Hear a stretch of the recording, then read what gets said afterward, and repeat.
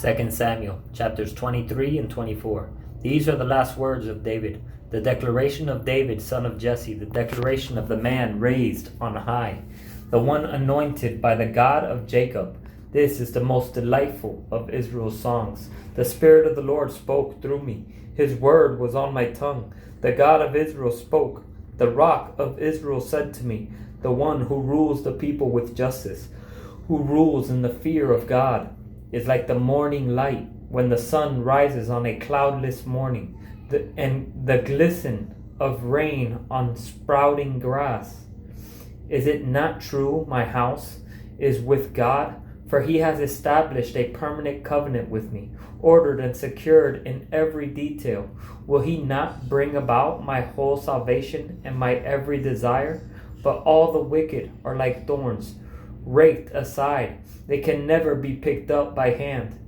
The man who touches them must be armed with iron and the shaft of a spear. They will be completely burned up on the spot. These are the names of David's warriors: Josheb-Bathshebeth, the Techmanite, was chief of the officers. He wielded his spear against 800 men that he killed at one time. After him, Eleazar, son of Dodo, son of an Aoite, was among the three warriors with David when they defied the Philistines. The men of Israel retreated in the place they had gathered for battle. But Eleazar stood his ground and attacked the Philistines until his hand was tired and stuck to his sword. The Lord brought about a great victory that day. Then the troops came back to him, but only to plunder the dead. After him was Shammah, son of Agi, the Hararite. The Philistines had assembled in formation, where there was a field full of lentils. The troops fled from the Philistines, but Shammah took his stand in the middle of the field, defended it, and struck down the Philistines. So the Lord brought about a great victory. 3 of the 30 leading warriors went down at harvest time and came to David at the cave of Adullam, while a company of Philistines was camping in Rephaim Valley. At that time David was in the stronghold, and a Philistine garrison was at Bethlehem. David was extremely thirsty and said, "If only someone would bring me water to drink from the well at the city gate of Bethlehem." So 3 of the warriors broke through the Philistine camp and drew water from the well at the gate of Bethlehem. They brought it back to David, but he refused to drink it. Instead, he poured it out to the Lord. David said, "Lord, I would never do such a thing. Is this not the blood of men who risked their lives?" So he refused to drink it. Such were the exploits of the 3 warriors. Abishai, Joab's brother and son of Zeruiah, was leader of the 3.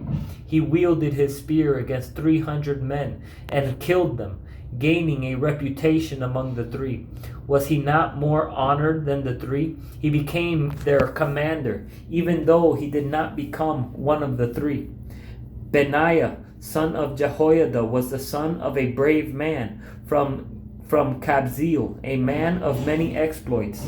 Benaiah killed 2 sons of Ariel of Moab, and he went down into a pit on a snowy day and killed a lion. He also killed an Egyptian, an impressive man. Even though the Egyptian had a spear in his hand, Benaiah went down to him with a staff, snatched the spear out of the Egyptian's hand, and then killed him with his own spear. These were the exploits of Benaiah, son of Jehoiada, who had a reputation among the 3 warriors.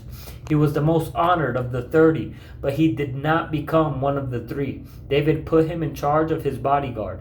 Among the 30 were Joab's brother Asahel, Elhanan, son of Dodo of Bethlehem, Shammah the Harodite, Elika the Harodite, Helez the Piltite, Ira, son of Ikesh the Tekoite, Abiezer the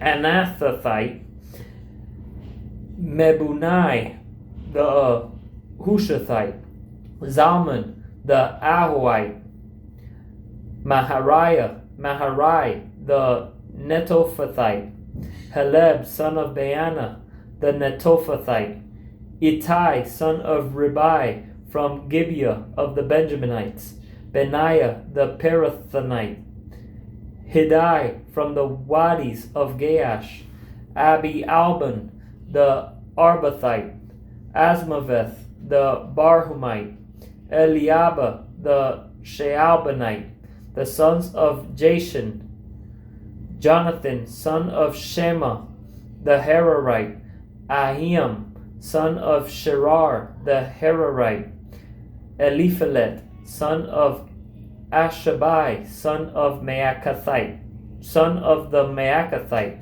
Eliam, son of Ahithophel, the Gilonite, Hezro, the Carmelite, Pearai, the Arbite, Igal, son of Nathan, from Zobah, Bani, the Gadite, Zelek, the Ammonite, Hararai, the Beerothite, the armor-bearer for Joab, son of Zeruiah, Ira, the Ethrite, Gareb, the Ethrite, and Uriah, the Hethite.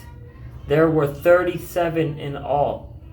The Lord's anger burned against Israel again, and he stirred up David against them to say, "Go, count the people of Israel and Judah." So the king said to Joab, the commander of his army, "Go through all the tribes of Israel, from Dan to Beersheba, and register the troops so I can know their number." Joab replied to the king, "May the Lord your God multiply the troops 100 times more than they are, while my lord the king looks on.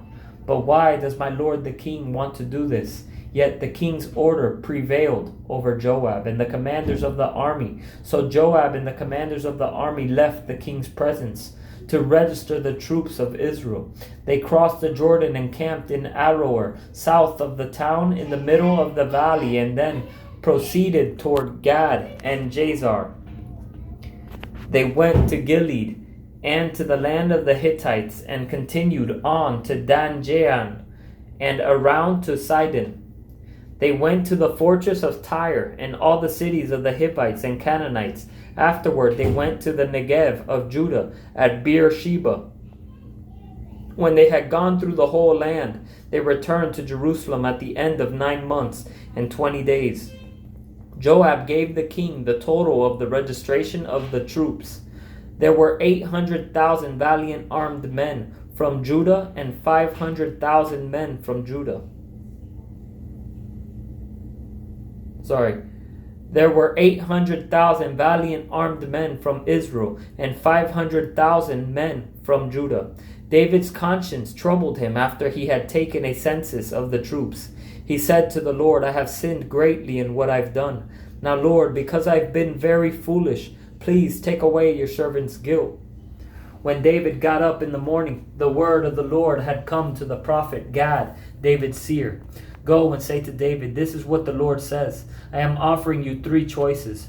Choose one of them, and I will do it to you."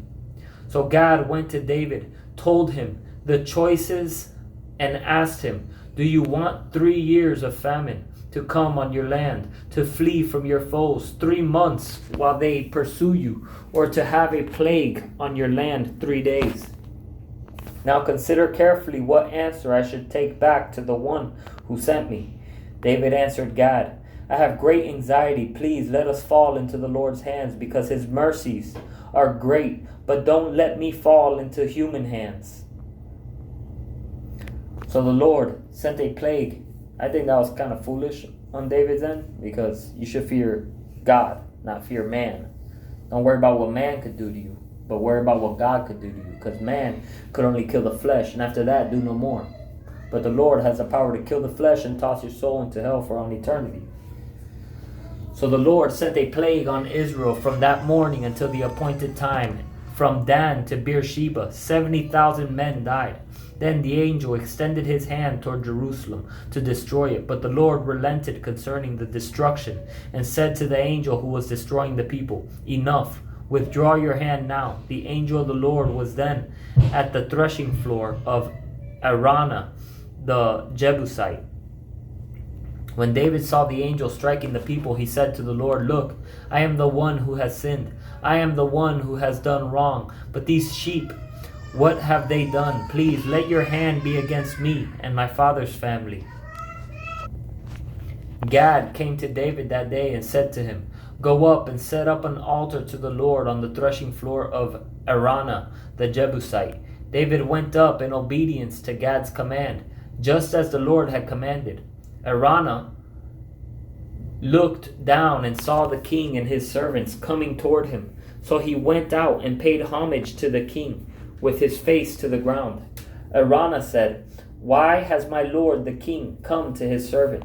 David replied, "To buy the threshing floor from you in order to build an altar to the Lord, so the plague on the people may be halted." Araunah said to David, "My lord the king may take whatever he wants and offer it. Here are the oxen for a burnt offering, and the threshing sledges and ox yokes for the wood. Your Majesty, Araunah gives everything here to the king." Then he said to the king, "May the Lord your God accept you." The king answered Araunah, "No, I insist on buying it from you for a price, for I will not offer the Lord my God burnt offerings that cost me nothing." David bought the threshing floor and the oxen for 20 ounces of silver. He built an altar to the Lord there and offered burnt offerings and fellowship offerings. Then the Lord was receptive to prayer for the land and the plague on Israel ended.